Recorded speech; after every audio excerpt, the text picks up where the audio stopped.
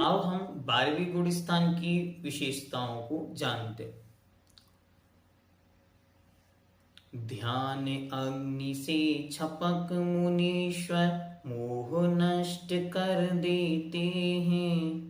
परम समाधि लीन दशा में साधक तभी पहुंचते हैं। वापिस नहीं लौटना अब तो मंजिल को पा जाना है। छीन मोह इस गुण स्थान को केवल ज्ञान दिलाना है। ध्यान अग्नि से छपक मुनीश्वर, जो छपक श्रेणी से चढ़ते हुए मुनि महाराज आए थे, वे मोहिनी कर्म को पूर्ण रूप से नष्ट कर देते हैं और परम समाधि में लीन वे साधक इस गुण स्थान में पहुंचते हैं। और जब वे इस गुण स्थान में पहुंचते हैं तो फिर यहाँ से वापिस लौटना नहीं होता। अब तो आगे मंजिल है, और वो मंजिल कहाँ मिलनी है? इसी गुण स्थान के अंत में केवल ज्ञान की उपलब्धि होगी। और जैसे ही केवल ज्ञान की प्राप्ति होगी, अब उनका संसार समाप्त हो गया। और आचार्य भगवंत अकलंक देव महाराज लिखते हैं, वे जीवन मुक्त हो गए। यहीं से उनको भाव मोक्ष हो गया। भाव मोक्ष मतलब अब फिर से कर्म बंधेंगे नहीं, क्योंकि मोहिनी कर्म ही कर्मों के बंधन का मुख्य कारण था। सो उसका अभाव होने से अब नवीन कर्मों का बंध नहीं होगा। हाँ, अब इसलिए मुक्ति हो नहीं अंदर, क्योंकि जो बचा है वो धीरे धीरे धीरे धीरे निशेष झर जाएगा। कृत्स्न कर्मणः विप्र मोक्षो मोक्षा। कैसे हुआ? तो उन्होंने लिखा कि बंध हेत्वाभाव, बंध के हेतु का अभाव हो गया, और जो पूर्व से संचित कर्म था उसके द्रव्य का निरंतर निर्जराभ्याम, निर्जरा होने से कृत्स्न कर्मण विप्र मोक्षो मोक्षा, संपूर्ण कर्मों से पूर्ण रूप से मुक्त हो जाने का नाम मोक्ष है। मोहिनी कर्म का सर्वथा क्षय हो जाने से जब आत्मा के परिणाम स्फटिक मणि के स्वच्छ पात्र में रखे हुए जल के समान अत्यंत निर्मल होते हैं, तब उसे क्षीण मोह गुणस्थान कहते हैं। इस क्षीण मोह गुणस्थान की क्या क्या विशेषताएं हैं तो बतलाते हैं। 10वें गुणस्थान में मोहिनी कर्म का क्षय करने वाले साधक सीधे इसी गुण स्थान में आते हैं। नियम कि कोई भी जीव छपक श्रेणी के साथ यदि 10वें गुण स्थान में आता है तो वह नियम से 10वें गुण स्थान से डायरेक्ट 12वें गुण स्थान में जाते हैं। 11वें में जाने का उनका कोई काम नहीं। और उपसम श्रेणी वाले मुनि महाराज जब 10वें में प्रवेश करते हैं तो वे कभी भी 12वें को प्राप्त नहीं करते। वे नियम से 11वें में जाएंगे और पुनः नीचे लौट जाएंगे। इस गुण स्थान से अधः पतन नहीं होता। अधः मतलब नीचे, पतन मतलब गिरना। इस गुण स्थान से अब कभी भी नीचे गिरना नहीं होता। मोहिनी कर्म के अतिरिक्त घातिया कर्मों का क्षय इसी गुण स्थान में होता है।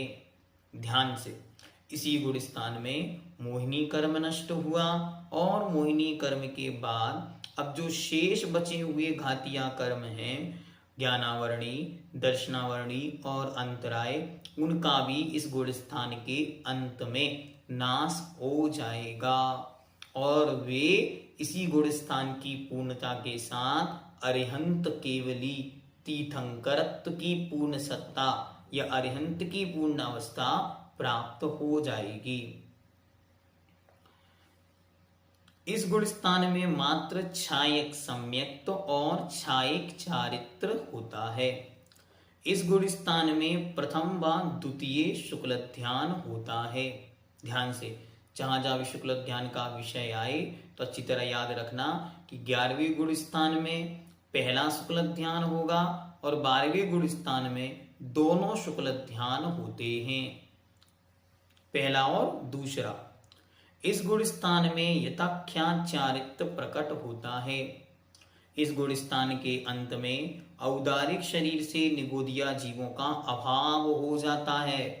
महान महान काम हो रहे हैं इस गुण स्थान में। यही वो गुण स्थान है जब अरिहंत भगवान एक समय के लिए संसारी होते हैं और दूसरे क्षण के लिए ही वे संसारातीत हो जाते। यद्यपि संसार में है लेकिन अब आने वाला संसार उनके समाप्त हो जाने से जीवन मुक्त ऐसी संज्ञाएं उनको मिल जाती। इस गुण स्थान के अंतिम समय में ज्ञानावरण, दर्शनावरण और अंतराय कर्म का पूर्ण क्षय हो जाता है। साथ ही साथ 3 आयु और 13 प्रकार के नाम कर्म भी नष्ट हो जाते हैं, जिसे हम कहते हैं कर्मन की 63 प्रकृति नाश, जीते 18 दोष राशि। ये उसी का प्रकरण है कि वहां 47 प्रकृतियां तो गई किसकी, घातिया कर्मों की 47, उसके बाद 3 आयु मनुष्य आयु को छोड़ के, और 13 नाम कर्म की तो टोटल हुई 63। तो 63 प्रकृतियां वहां नष्ट हो जाएंगी। छदमस्त अवस्था इस गुण स्थान तक रहती है और इसी के बाद जैसे ज्ञानावरण दर्शनावरण नष्ट होगा केवल ज्ञान महान प्रकट हो जाएगा। इस गुण स्थान में कोई जीव ना हो ऐसा जघन्य काल एक समय और उत्कृष्ट काल 6 माह हो सकता है। 6 माह से अधिक ये काल खाली नहीं रहता। ये गुण स्थान कोई ना कोई मुक्ति का पात्र यहां तक पहुंच जाता है। वज्र विषम नाराच सेनन वाला जीव ही इस गुण स्थान में प्रवेश करता है। उत्कृष्ट सेनन चाहिए क्योंकि मुक्ति चाहिए, मुक्ति होगी इसीलिए। इस गुण स्थान में जीवों की उत्कृष्ट संख्या 558 है। अगर उत्कृष्ट एक साथ इस गुण स्थान में कोई जीव आएंगे तो 598 तक आएंगे। क्षीण मोह गुण स्थान से कहां जाते हैं तो नियम 12वें गुण स्थान वाला नियम से 13वें संयोग केवली गुण स्थान में जाता है। और इस गुण स्थान में आते कहां से हैं तो इस गुण स्थान में नियम से 10वें गुण स्थान वाले छपक श्रेणी वाले मुनि महाराज ही आते हैं।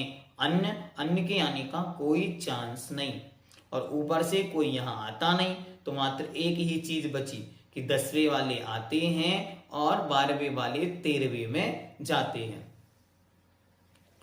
क्षीण मोह का काल कितना है तो क्षीण मोह का काल है अंतर मुहूर्त। इससे कम वाली स्थिति नहीं बनती, अंतर मुहूर्त काल है।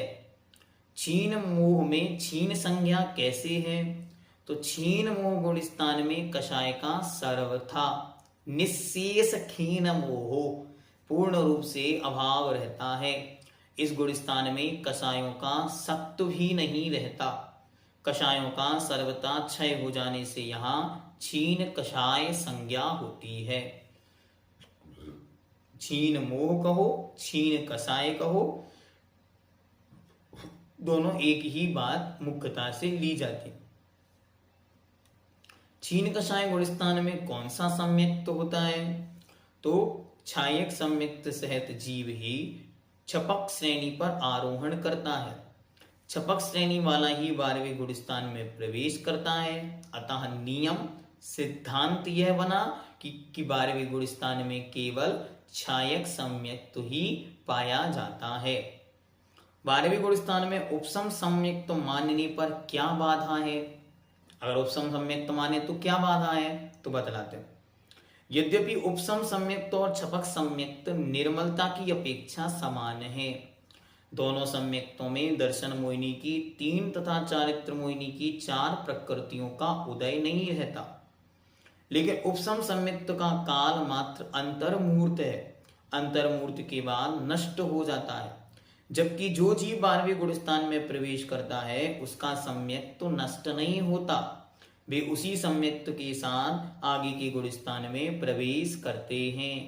छपक श्रेणी पर केवल छायक सम्यक दृष्टि ही चढ़ता है, अतः 12वें गुण स्थान में उपसम सम्यक तो नहीं माना जा सकता।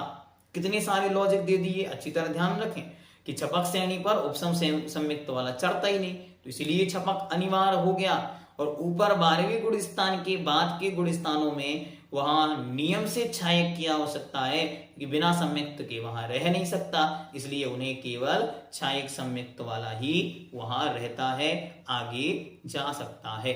इस प्रकार हम चलते चलते मिथ्यात्व से 12वें गुण स्थान तक पहुंच गए। अब भावना भाव कि यह दिन हमारे जीवन में भी अवश्य आए। हाँ, बार बार जीवन पर्यंत यही भावना भानी चाहिए, एक क्षण के लिए वह समय कब आएगा जब हम छपक श्रेणी चढ़कर फिर लौटकर कभी वापस नहीं आएंगे। हाँ, केवल ज्ञान प्राप्त करना है, भगवान बनना है, हम भगवान आत्मा हैं, ये बातें तो खूब सुनते हैं, लेकिन पुरुषार्थ पूर्वक 12वें गुण स्थान तक चढ़ने की बातें कोई नहीं करता। यह आश्चर्य है जगत में कि 13वें गुण स्थान की बातें सब करते, पहले से छोड़ो, चौथे में आओ और सीधे 13वें की आनंद लूटो, और ज्यादा है तो सिद्धों का आनंद, मैं शुद्ध हूं, मैं बुद्ध हूं, नित्य हूं, निरंजन हूं, निराकार हूं, आदि बातें करेंगे, सब कर सकते।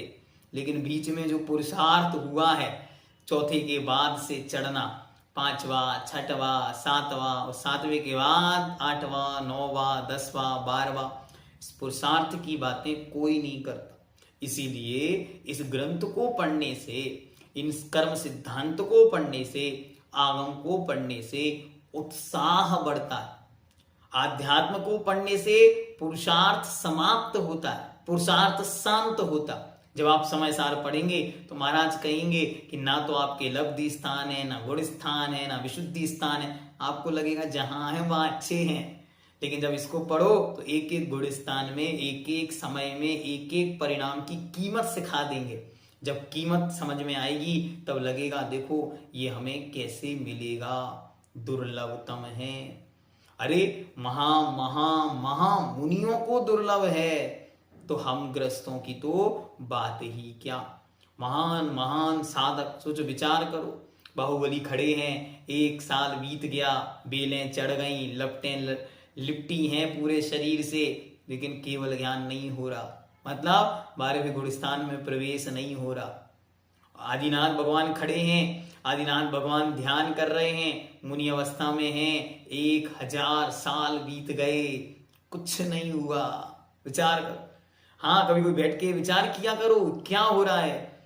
देखो धनतेरस के दिन भगवान महावीर स्वामी बैठ गए ध्यान करने और विचार कर रहे हैं, क्या होगा आगे पता नहीं। विपार्श्वनाथ महास्वामी बैठे हैं, 7 दिन से पत्थर ओले सोले सब बरस रहे हैं, 12वें गुण स्थान की उपलब्धि नहीं, छपक श्रेणी नहीं चढ़ रहे हैं। मतलब तीर्थंकर महामुनि भी इसको पाने तरसते होंगे कि कब वो क्षण आएगा जब हम इस गुण स्थान को पाएंगे, क्योंकि आगे का रास्ता यहीं से मिलेगा।